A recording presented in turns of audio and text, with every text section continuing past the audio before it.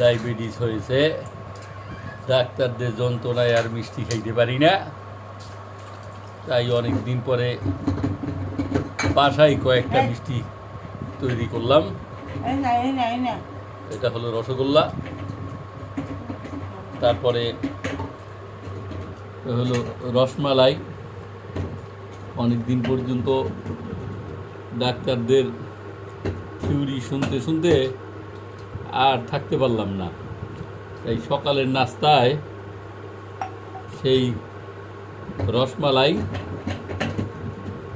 এটা বাসায় তৈরি হয়েছে। আমার সহধর্মিণী এই মিষ্টি তৈরি করেছেন, যাতে করে একটু চিনির পরিমাণ কম দিয়া ডায়াবেটিস রোগীর জন্য একটু স্বাস্থ্যসম্মত হয়, সেভাবে করে তৈরি করা।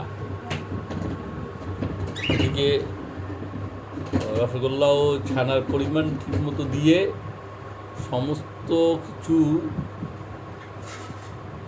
পরিমাণ মতো দিয়ে শুধু চিনির পরিমাণটা একটু কম দিয়ে সেই রসগোল্লা বানানো হলো।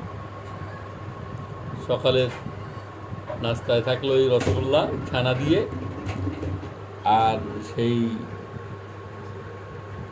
রসমালাই, সাথে চা।